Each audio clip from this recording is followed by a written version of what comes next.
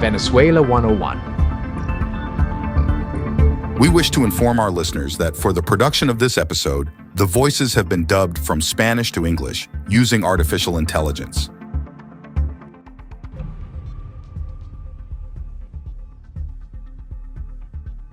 Hello to all the listeners of Venezuela 101. This is Melanio Escobar speaking. And here's Miguel Pizarro. Today we are doing a new episode of Venezuela 101 in light of the recent events in our country and with the intention of providing some context to everyone listening. That's right, Miguel, and I think it's worth emphasizing before we begin that this episode is being recorded on Thursday, August 8th, 2024. Therefore, the information given here is updated as of that date. Now, we can start. All right. On July 28th, 2024, the presidential elections were held in Venezuela in a relatively peaceful environment with high voter turnout.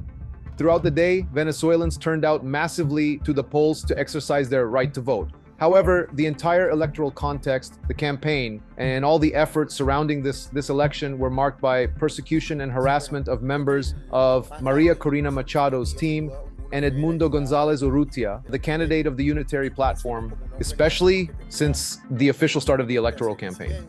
It's important to remember that in October 2023, Maria Corina Machado, who at that time had consolidated herself as the leader of the democratic forces, won the opposition's primary by a wide majority to be the presidential candidate. However, she was disqualified by the regime of Maduro, the incumbent president and main opponent in the elections. From that moment on, the regime intensified its repression strategy, increasing threats and harassment against members of the campaign team and ordering more than 60 arbitrary detentions between January and July 2024 in an effort to weaken González's candidacy supported by Machado. Despite these circumstances, the day on Sunday, as I mentioned earlier, proceeded relatively normally and in a civic manner. Apart from a few incidents that citizens themselves were able to resolve, no major irregularities were reported during the voting process. However, at the close of the poll, scheduled to begin at 6 p.m., complaints about irregularities in the closing process began to emerge, such as the expulsion of electoral witnesses, the refusal to deliver and show the tally sheets, the refusal to allow citizen verification, and the refusal or alleged problem in transmitting the results to the CNE's tallying system. The Comando con Venezuela, which had deployed witnesses at each polling station, collected the results from the tally sheets issued by the voting machines. According to this collection, Edmundo González Urrutia would have obtained the majority of votes in the elections. On social media, numerous photos and videos circulated showing the counting of the tally sheets with González as the winner, in contrast to Nicolás Maduro. That same night, Diosdado Cabello, a high-ranking official of the regime, urged government supporters to take to the streets to defend the vote, anticipating that the results announced by the CNE would not be favorable to the opposition. This tactic, which has been used on previous occasions, was only intended to intimidate the population and prevent the true results from being known.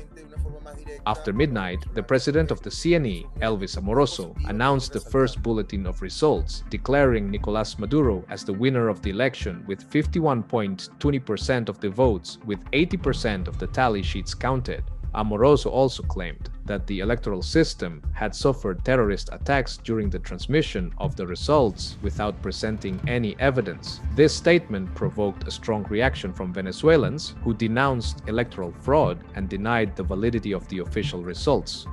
Maria Corina Machado and Edmundo González addressed the country after the CNE's statement, asserting that the results collected by the Comando con Venezuela gave the victory to Edmundo González Urrutia.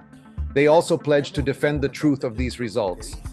On July 29th, the CNE did not publish the full results or show the voting records, but it did proclaim Nicolás Maduro as the elected president. This proclamation, without evidence or transparency, was criticized by the international community, which demanded that the CNE allow an independent verification.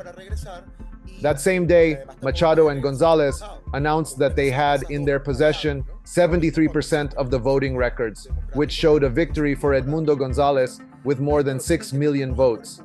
It is important to clarify that these are not opposition records, but records issued by the voting machines at the end of the voting process, records issued before the machines connected to the servers to transmit and tally results, and records that are printed on official paper from the National Electoral Council. These are not opposition records, but the records of the National Electoral Council. These results were published and backed by the collected records. And to this day, Venezuelans can verify the results of their polling station, of their voting center, on the website resultadosconvzla.com. 5 days later, the CNE issued a second bulletin reaffirming Maduro's victory with 51.95% of the votes against 43.18% for Gonzalez, again without presenting any evidence. The renowned Carter Center, which participated as an election observer, declared that the elections did not meet international standards of electoral integrity and were conducted in an environment of restricted freedoms. On Wednesday, July 31st, Nicolas Maduro presented an electoral contentious amparo to the Supreme Court of Justice, a figure that, according to legal experts and lawyers, does not exist or does not apply in our context, as it would be a measure that calls into question the result issued by the electoral power. The purpose of this amparo is to have the Supreme Court of Justice resolve, without a doubt and through expedited proceedings, the veracity of these results. We all know in Venezuela, but it's always important to remind those listening from abroad that the Supreme Court of Justice in Venezuela has been a body manipulated by the Venezuelan regime, used to repress and prosecute dissidents. And it has been mentioned and documented in international mechanisms such as the United Nations system, the International Fact-Finding Mission on Venezuela, and even the International Criminal Court, all of which have referred to the lack of guarantees and independence of the judiciary, as it is absolutely subordinated and controlled by the executive. The concern this action raises is that with the backing of the judicial and executive powers, the National Electoral Council, the electoral power, could be exempt from the obligation to publish the results from each polling station and publish the electoral records. Since the day of the election, the situation in the country has escalated in terms of repression and control by Nicolas Maduro's regime. Repression against protesters, opposition leaders, human rights defenders, and journalists has significantly increased. To date, more than 2,000 people, according to official figures, have been arbitrarily detained during protests and demonstrations demanding electoral transparency and respect for the popular will.